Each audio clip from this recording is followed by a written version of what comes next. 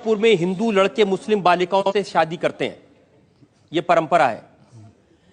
हिंदू मुसलमान नफरत मार काट, ये क्या शोभा देता है मंदिर के महंत को, भगवा पहने साधु को? हम कहां मार काट करवा रहे हैं? हम तो शांति से रहना चाहते हैं, बहुत शांति से रहना चाहते हैं।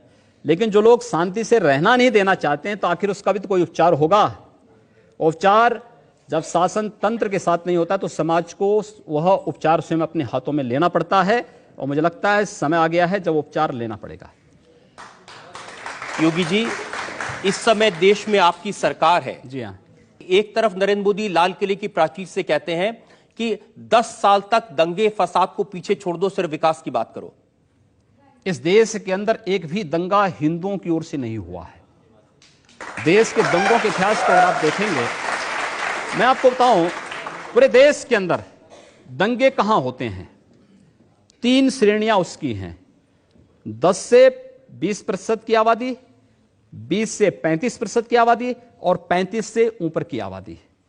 10 से 20 की आबादी जो है, यहां पे छुटपुट सांप्रदायिक झड़पें होती हैं, जहां पर मुस्लिम आबादी 10 से 20% के बीच में है। 20 से 35% की आबादी जहां भीषण दंगे होते हैं, और 35 से ऊपर की आबादी जहां गैर मुस्लिम के लिए कोई जगह नहीं। ये केवल भारत की बात नहीं कर रहा हूं, पूरी दुनिया की मैं बात कर रहा हूं। पूरी दुनिया के अंदर ये सच्चाई है। ये आपकी थ्योरी हो सकती है, मेरी थ्योरी नहीं, जो सच्चाई है। दूसरा, ये एक भी दंगे की, उत्तर प्रदेश में 2.5 वर्ष के दौरान 430 से अधिक सांप्रदायिक हिंसक झड़पें और दंगे हुए हैं। एक भी दंगे की शुरुआत हिंदुओं की ओर से नहीं हुई। एक भी दंगा शुरू करने वाला ना हिंदू होता है ना मुसलमान होता है। कैसी बात कर रहे हैं आप? मैं सच्ची बात कर रहा हूं। आज लोग कह देंगे आईएसआईएस के साथ लड़ने वाले लोग ना हिंदू है ना मुसलमान है, फिर उनके लिए फतिया क्यों पढ़ा जा रहा है? आप कहते हैं कि आतंकवाद की कोई जाति नहीं होती, और राम जन्मभूमि पर हमला करने वाले आतंकवादी जब वहां सुरक्षा बलों के हाथों मारे जाते हैं, तो उनके लिए फतिया पढ़ा जाता है।